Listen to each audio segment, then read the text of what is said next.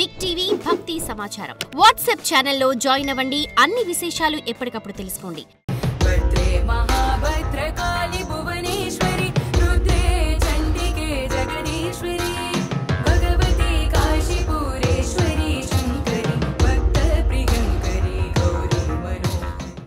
నమస్కారం గురుగారు. శుభమస్తు, ఆనంద సిద్ధిరస్తు. గురుగారు, నవరాత్రుల్లో 10వ రోజు ముఖ్యంగా అమ్మవారి రూపం ఏంటి, అమ్మవారిని ఏ విధంగా పూజించాలి అంటారు? మనకి శరన్నవరాత్రులు కాస్త ఈసారి మనకి దశవరాత్రులు అయిపోయినాయి. మనకి అంటే అమ్మవారి యొక్క నవరాత్రుల్లో దశరాత్రి ఉత్సవాలుగా మారింది. 10వ రోజుగా మనకు వచ్చినటువంటిది మహిషాసురమర్దిని. 9వ రోజు వచ్చేది కాస్త 10వ రోజు వచ్చింది. రేపు విజయదశమి అమ్మవారు అంటే విజయ చాముండేశ్వరి దేవిగా, విజయదుర్గాదేవిగా మనం కొలుచుకునేటువంటి పర్వతం. ఈరోజు మనకి మహిషాసురమర్దిని అంటే ఇక్కడ మహిషాసురుడు సంహరించబడతాడు. యాక్చువల్గా యుద్ధం జరిగిందే, అమ్మవారు ఉద్భవించిందే మహిషాసురునికి మర్దన గురించి. అంటే చండ, ముండ, చుంబ, నిశుంభ, రక్తబీజ, దంతబీజ తర్వాత ఇక వీడే మిగిలింది. లాస్ట్కి మహిషాసురుడు యొక్క సంహరణ జరగాలి.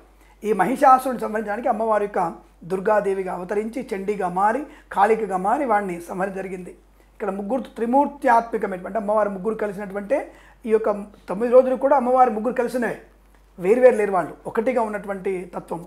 అటువంటి మహత్తరమైనటువంటి దశమ దినం అంటే 10వ రోజున అమ్మవారి మహానవమిగా చెప్పుకునేటువంటి రోజున మహిషాసురమర్దిని ఇక్కడ అమ్మవారి యొక్క ఉత్సవం జరిగేటువంటి మహిషాసురమర్దిని అవతారంగా చెప్పబడుతోంది. ఇక్కడ అమ్మవారికి 8 భుజాలు ఉంటాయి.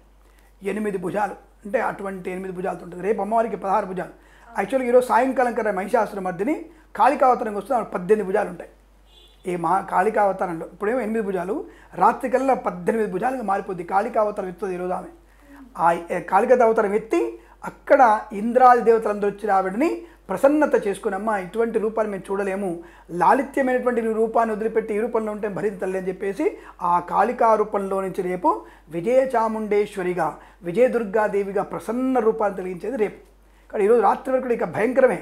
ఈరోజు మొత్తం అమ్మవారి భయంకర రూపం, అసలు అమ్మవారిని తట్టుకోవడం కష్టం ఈరోజు అటువంటి విషయం. అందుకే ఈరోజు అమ్మవారికి గుమ్మడికాయలు కొడుతూనే ఉంటారు. అసలు గుమ్మడికాయలతో దిష్టి తీస్తూ ఉంటారు అమ్మవారికి. కాబట్టి అటువంటిది ఈరోజు అమ్మవారు కపాలం వేసుకుంటుంది. మెడలో అమ్మవారి కపాలం ఉంటుంది. వాళ్ళు అంటే రాక్షసి చంపుతుంది, తలను మన మెడలో వేసుకుంటుంది.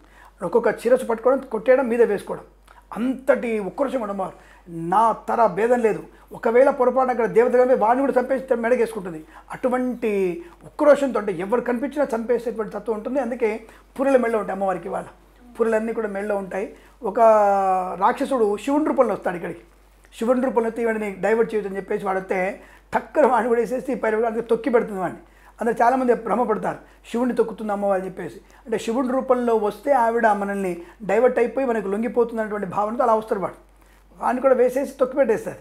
మనకి శివుడి రూపంలో కనబడతారు మనకి మహిషాసురమర్దిని కాళ్ళ దగ్గర. సో చాలామంది భ్రమపడతారు. కాబట్టి ఇలా మనకి ఈ మహిషాసురమర్దుని సంహరించేటువంటి మహత్తరమైన శక్తి సంపన్నమైనది. అంటే అన్ని రకాల అంటే తంత్ర, మంత్ర, యంత్ర అనేకమైనటువంటి విద్యల్ని అమ్మవారి కంట్రోల్లో పెట్టుకొని రాక్షస సంహారం, అసలు మనం ఊహించినటువంటి రాక్షస సంహారం అమ్మవారు జరిపిస్తుంటుంది. కాబట్టి ఇక్కడ మనకి పాప ప్రక్షాళన చేసుకోవడానికి, పాపాన్నంతా కూడా పోగొట్టుకోవడానికి మనం అమ్మవారిని పూజించేటువంటి తత్వం పెంచుకుంటే మహిషాసురమర్దినిలో అటువంటి అంటే మనలో ఉండేటువంటి అరిషడ్ వర్గాన్ని నాశనం చేసుకోగలిగేటువంటి తత్వాన్ని పెంపొందించుకునేదే మహిషాసురమర్దిని యొక్క అవతారణ ఉద్దేశం.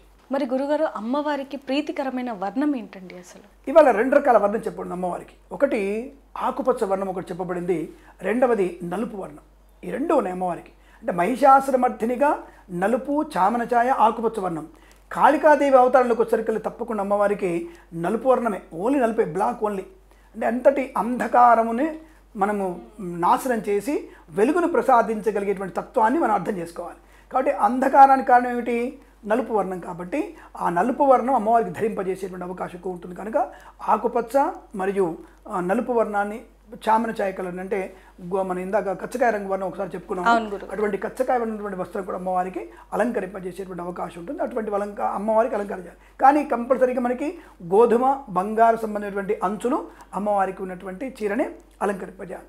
ఎందుకంటే మీరు ప్రత్యేకంగా బార్డర్లు చెప్తున్నారు, చాలా మందికి డౌట్. అది అంచు లేనటువంటి వస్త్రం అనేది అది ఎప్పుడు కూడా దేవతలకి మనం అలంకరింప చేయకూడదు. మీరు గతంలో కూడా చెప్పడం జరిగింది. అంచులేనటువంటి ఎవరికి కూడా మనం దానం చేయకూడదు. అంచులేని వస్త్రము ఎవరికి ఇవ్వకూడదు. భర్త లేని వాళ్ళకి, ఆడవాళ్ళకి, భార్య లేని మగవాడికి మాత్రమే అంచులేనటువంటి వస్త్రాలు దానంగా ఇవ్వాలి. మిగతా వాళ్ళకి ఇవ్వకూడదు, పనికిరాదు. అయితే గురుగారు, మరి అమ్మవారికి ఎటువంటి నైవేద్యాలను పెట్టి పూజించాలి అంటారు? ఇవాళ చాలామంది అంటే అన్ని రకాల శాకాలు కలుపుతారు. అంటే అన్ని రకాల పదార్థాలు కలిపి అన్ని 9 రకాల ఆకుకూరలు, కూరగాయలు వేసినటువంటి ఒక కుళుత్తం ఉంటుంది దానికి అమ్మవారికి సమర్పణ చేసే అవకాశం ఉంటుంది. ఇక్కడ శనగలు, అలాగే గారెలు, మినప గారెలు, అలాగే పెసర గారెలు, కొద్దిగా ఘన పదార్థాలు, ఘాటైన పదార్థాలు. అలా అని చెప్పేది అల్లం వెల్లుల్లి వేయని చెప్పడం కాదు, అవి పైత్యానికి కారణమవుతాయి కాబట్టి ఘాటైనటువంటి పదార్థాలు, మినప గారెలు, పెసర గారెలు, శనగలు, తర్వాత మనకి బూరెలు, తర్వాత మనకి పాయసము, తర్వాత పులిహోర, దధ్యోదనము, తిలా అన్నం అంటే నల్ల నువ్వులతో చేసినటువంటి అన్నం కూడా అమ్మవారికి విశేషం ఇవ్వాలి. తిలా అన్నం అది మనం ప్రధానంగా తినాలి తప్పకుండా. తిలా అన్నము, బెల్లపు అన్నం కూడా సపరేట్గా బెల్లపు అన్నం కూడా పెట్టేసి ఆ బెల్లపు అన్నాన్ని పదార్థాలు అమ్మవారికి నివేదన చేస్తే చాలా మంచిది, విశేషంగా ఉంటుంది. గురుగారు, శత్రువుల బాధ పోవటానికి చాలా మంది కూడా అమ్మవారిని పూజిస్తూ ఉంటారని చెప్పొచ్చు. మరి ఎలాంటి శ్లోకాలని పఠిస్తే మంచిది? ఇక్కడ చాలా మంచి ప్రశ్న అడిగారు మీరు. అంటే చాలామంది ఆడవాళ్ళు లలితాపారాయణం చేస్తూ ఖడ్గమాల చదువుతుంటారు.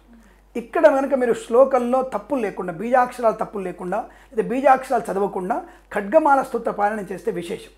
దుర్గా సూక్తంతో అమ్మవారిని పూజించాలి మనం, అలాగే శ్రీ సూక్తంతో పూజ చేయాలి. మీరందరూ కూడా శ్లోకం ఏం చదువుకుంటే మంచిది అని అడిగితే ఖడ్గమాల స్తోత్రం ఉంటుంది. అది చదివిన వాళ్ళకి శత్రునాశనం కలుగుతుంది, అలాగే ప్రశాంతత కలుగుతుంది, రోగనాశనం కలుగుతుంది. కాబట్టి మీరు ఖడ్గమాల స్తోత్రాన్ని బాగా చదువుకుంటే చాలా మంచిదిగా విశేషంగా చెప్పబడుతుంది. ధన్యవాదాలు గురు. ఆనంద సిద్ధిరస్తు. సర్వే జనా సుఖినో భవంతు. For more videos like this, subscribe Big TV channel.